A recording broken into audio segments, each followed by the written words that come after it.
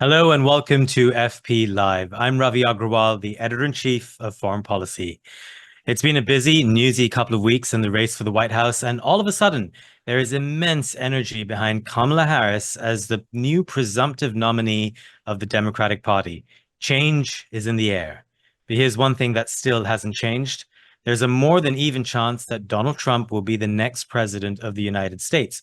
And so it remains very much worth trying to figure out what his foreign policy might look like. Now, Trump says a lot of things, and who knows if he'll actually do as he says. It's a guessing game. But I thought it would be useful today to speak to someone whose views on Ukraine and China have really made a mark in Washington, and especially in Trump's orbit. When you hear Florida Governor Ron DeSantis say the White House should worry less about Russia and focus more on China, that is an argument that my guest today has been making for quite a while. When you hear Republican vice presidential nominee J.D. Vance talk about focusing more on Asia than on Europe, that too is an argument my guest today has tried to provide the intellectual framework for. So I'd like you to consider this particular session as part of a series this year where we try to understand the policy underpinnings of potential Trump and Harris administrations. Some of this is necessarily fuzzy. It is certainly hypothetical, but ultimately, it's a useful airing out of ideas. Make sure you also follow our podcast, FP Live, wherever you get your audio. Let's bring in our guest. Elbridge Colby served as the Deputy Assistant Secretary of Defense for Strategy and Force Development under the Trump administration. In that role, he led the Pentagon's National Defense Strategy in 2018. He is the author of The Strategy of Denial, and he has, of course, written for Foreign Policy. Bridge Colby, welcome to FP Live. Great to be with you, Ravi. So let's just begin by getting one disclosure out of the way. You want to make clear that you do not speak for the Trump campaign.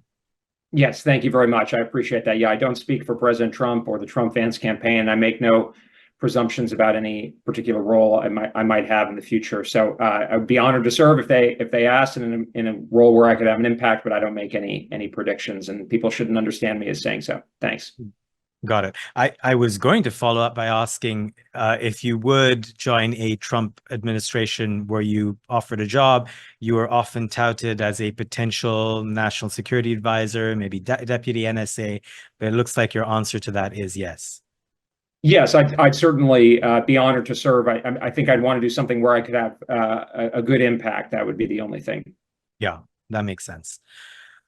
So let's dive right into the thing I mentioned in my introduction and the idea that you are most credited for, and that is the argument that there is a trade-off between aiding Ukraine and deterring China. And you've said quite clearly that Asia is more important than Europe when it comes to US national security. Why?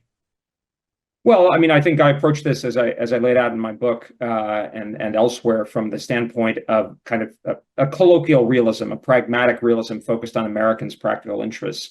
And if you look at traditional American foreign policy, it was basically designed, certainly since the Second World War, to prevent a potentially hostile state from dominating the most important kind of market area, the basis for a great power to use that strength to undermine our way of life. And if you look at it that way, there's really no question that Asia is the most important area. That was not true 75 years ago. So sometimes people say that I'm a descendant of the Asia firsters of the early Cold War, but actually I would have been a Europe first person at that time or in World War II because Europe was more important economically.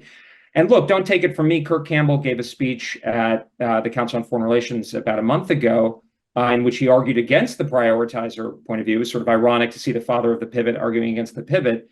But he himself pointed out that Asia is well over 50% of GDP. It's over, I think it's about half of global population, and it's where growth is concentrated. So I don't. There's an argument that trade between the United States and Europe offsets this, but I mean, at best, that's a kind of a sort of minor key argument. There's really no question that Asia is more important than Europe, and then you get to the issue of trade-offs, which do exist. I just want to point out the pivot to Asia argument was first outlined in foreign policy more than a decade ago.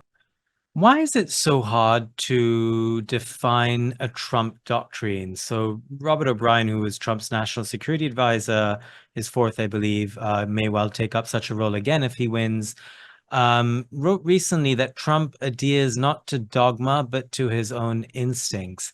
And one way of looking at that bridge is that it's nimble, but it's also unpredictable and unreliable. It's transactional. And if you are purely transactional, then you're basically stepping away from the international system that, all things considered, has actually served the world order pretty well for 8 decades. No?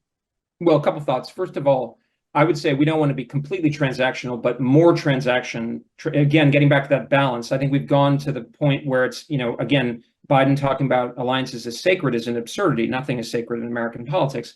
So we need to be a bit more transactional. Like, people need to do their part. And so it's sort of grubby, but like, we actually, if you take alliances seriously, they need to do that.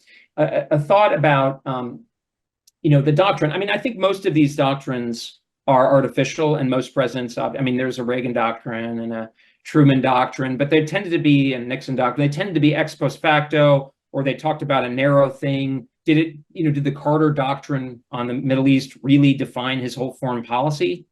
I don't think that's probably that accurate. So but I think there's a general theme that I can ascertain in President Trump's approach, which is, I thought it was not a coincidence, and it was compelling that the central term in the Republican platform was common sense. That there's sort of and that's obviously common sense is, all things to all men, but there's I think it's sort of a practicality. Is this in our interests? Does this still make sense? I mean, I remember getting up and cheering when Trump said in 2016 that the Iraq War was a mistake. It was like this blinding flash of common sense, and otherwise, as if you're living in a parallel universe in the Republican Party. So I think that's sort of how I would look at that sort of element.